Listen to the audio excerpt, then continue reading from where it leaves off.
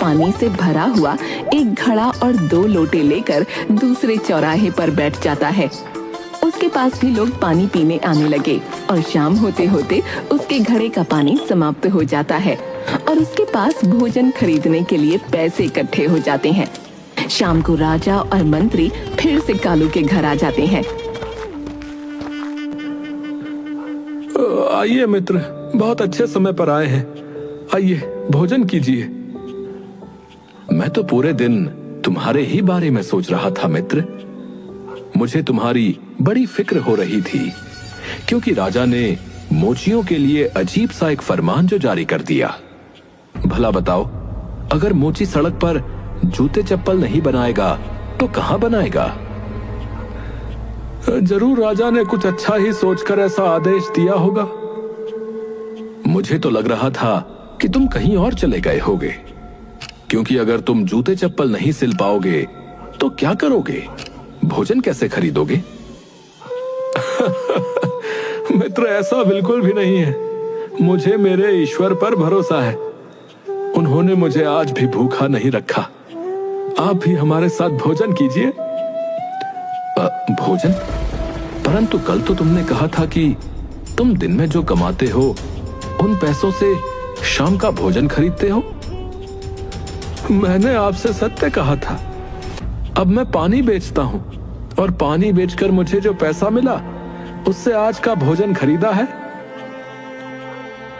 महाराज और मंत्री एक दूसरे का मुंह देखने लगते हैं और भोजन करने बैठ जाते हैं। वैसे तो ये मेहनत का काम है और इस काम में पैसे भी कमा रहा हूं, परंतु कोई बात नहीं, मैं संतुष्ट हूं क्योंकि इन पैसों से हमारी जरूरतें पूरी हो जाएंगी। भोजन के बाद महाराज और मंत्री वहां से बाहर निकलते हैं। मुझे लगता है कि ये परीक्षा पर्याप्त नहीं थी। मुझे कालू की कोई और परीक्षा लेनी होगी। जी जी महाराज, परंतु अब आप उसकी कौन सी परीक्षा लेंगे? ये आपको कल सुबह दरबार में पता चलेगा।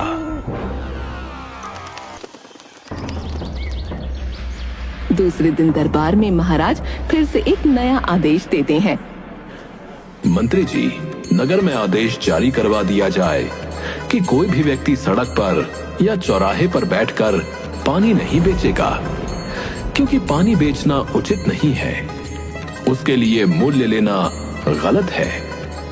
जी जी महाराज, जैसी आपकी आज्ञा। थोड़ी देर में पूरे नगर में खबर फैल गई। खबर सुनकर लक्ष्मी बोली, ये तो बड़ा ही अनर्थ हो गया। अब हम क्या करेंगे? कोई बात नहीं, तुम बिल्कुल फिक्र मत करो।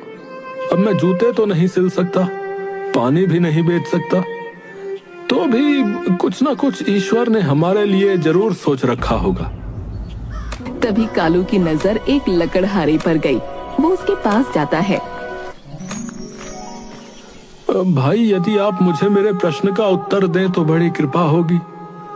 हाँ, पूछो पूछो, क्या प्रश्न पूछना चाहते हो? क्या लकड़ियां बेचकर भी पैसे कमाए जा सकते हैं?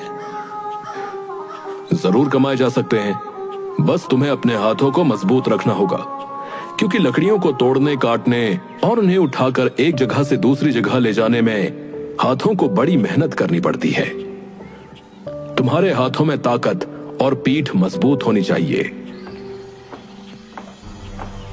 कालू वहां से चला जाता है।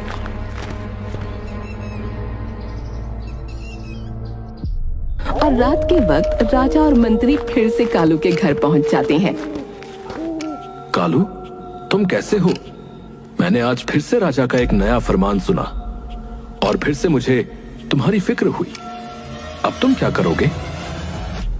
मुझे कोई फिक्र नहीं है, मैं पहले की तरह ही संतुष्ट हूं। संतुष्ट हो? मैं समझा नहीं। तुम्हारे भोजन की व्यवस्था कैसे होगी? तुमने तो अपने भविष्य के लिए कुछ भी नहीं जोड़ रखा है। मैंने एक नया व्यवसाय शुरू किया है।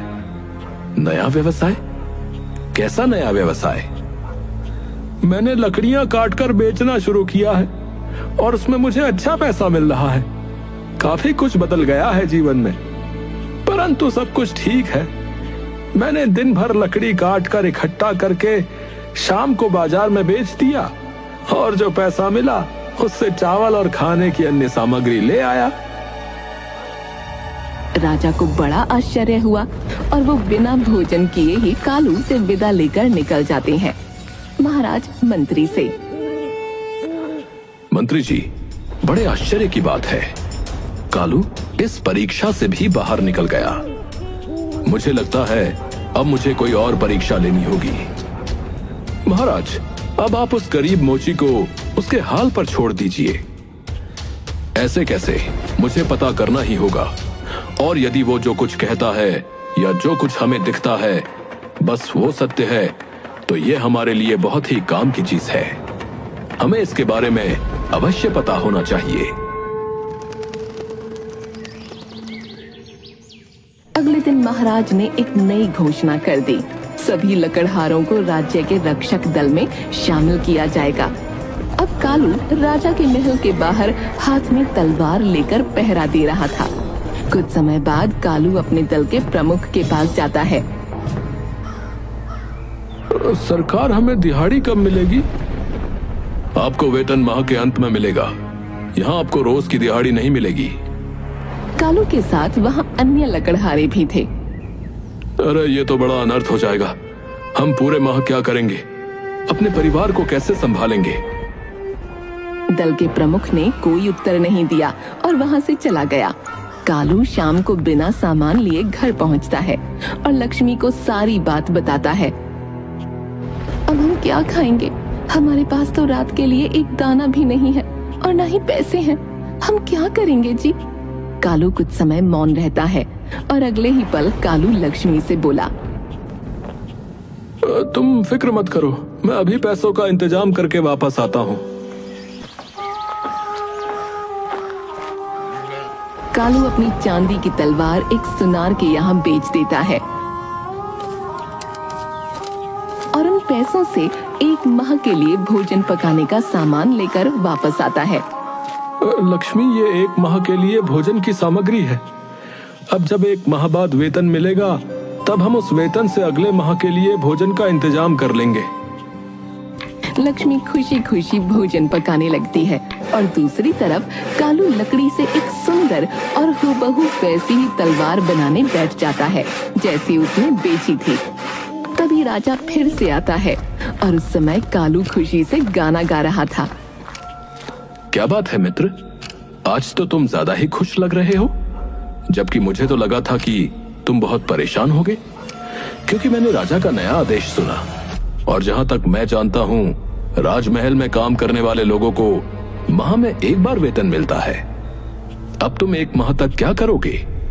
कैसे भोजन करोगे? मित्र, मैंने चांदी की तलवार बेचकर एक लकड़ी की तलवार बना ली। अब भी सब कुछ वैसा ही है जैसा होना चाहिए। सब कुछ ठीक है और आपका बहुत बहुत धन्यवाद जो आप मेरी इतनी फिक्र करते हैं। राजा और मंत्री कालू से विदा लेकर महल वापस आ जाते हैं। राजा मंत्री से, मुझे अभी भी इस व्यक्ति के ईश्वर पर अटूट विश्वास पर संदेह हो रहा है। कल मुझे इसकी एक और परीक्षा लेनी होगी। दूसरे दिन महाराज कालू के प्रमुख को आदेश देते हैं कि वो हरी से गर्दन काटने को बोले। कालू का प्रमुख कालू से, तुम अपनी तलवार लेकर चलो, तुम्हें आज से शाही जल्लाद बना दिया गया है और महाराज ने एक चोर को मृत्यु की सजा सुनाई है। तुम्हें अपनी तलवार से उसकी गर्दन को अलग करना होगा। मैंने कभी किसी का सर नहीं काटा और मैं ये करना भी नहीं चाहता हूँ। क्या इस कार्य से बचने का कोई विकल्प नहीं है? नहीं, ये महाराज का आदेश है और उनके आदेश का पालन तुम्हें अवश्य करना होगा। प्रमुख कालू को नगर में चौक पर ले गया जहाँ पहले से काफी लोगों की भीड़ जमा थी और एक व्यक्ति रस्सी से बंधा हुआ खड़ा था। कालू अपने प्रमुख से बोला, यदि आपका आदेश हो तो क्या मैं ईश्वर से प्रार्थना कर लूं? कर लो, परंतु जल्दी करना। कालू ने आंखें बंद करके बहुत देर तक प्रार्थना की। तभी कालू के प्रमुख के चिल्लाने की आवाज आई। बस बहुत हो गई तुम्हारी प्रार्थना, अब इस चोर का सिर काट दो, इसकी मृत्यु का समय आ गया है। हे प्रभु, हे भगवान, मेरी मदद कीजिए, जो सही हो वही कीजिएगा। यदि ये सच में गुनाहगार है तो मेरी तलवार की धार पूरे राज्य में सबसे तेज हो जाए, और यदि ये बेगुनाह है तो मेरी तलवार की धार एक लकड़ी की तलवार की धार जैसी हो जाए। कहते हुए उसने अपनी लकड़ी की तलवार निकाली और आसमान में ऊंचा उठाते हुए गर्दन काटने ही वाला था। तभी भीड़ में से महाराज बाहर आए। रुक जाओ, आज यहाँ किसी की गर्दन नहीं कटेगी। महाराज हंस रहे थे, क्योंकि वहाँ सच में कोई चोर था ही नहीं। वो तो महाराज का ही एक सेवक था, जिसके हाथ बांधकर वहाँ खड़ा किया गया था। कालू ने महाराज को पहचान लिया। अरे, आप तो वही यात्री हैं। मतलब आप यात्री नहीं, एक राजा हैं। और तुम एक समझदार और ईश्वर में विश्वास रखने वाले व्यक्ति हो। आज से हम तुम्हें अपना शाही सलाहकार नियुक्त करते हैं। महाराज, मैं एक गरीब मोची हूँ, और वो भी पढ़ा लिखा नहीं हूँ। मैं आपको क्या सलाह दूंगा? आप मुझे सलाहकार बना रहे हैं। मैंने तुम्हारे बारे में बहुत सोचा, तुम्हारी हर तरीके से परीक्षा ली, परंतु तुम एक बुद्धिमान मोची, एक आभारी जलवाहक, एक धन्य लकड़हारे, एक विनम्र शाही रक्षक और एक ऐसे जल्लाद हो जो किसी बेगुनाह पर अपनी तलवार नहीं उठाएगा। और ऐसे इंसान की सलाह जब मुझे मिलेगी तो मुझे पूरा यकीन है कि सब कुछ बदलेगा और सही होगा। जो सही होना चाहिए वही होगा। इस तरह से कालू महाराज के द्वारा दी गई सभी परीक्षाओं को पास कर एक अच्छा सलाहकार बन जाता है और सदा अपने ईश्वर के प्रति आस्था को बनाए रखते हुए महाराज को नेक सलाह देता है।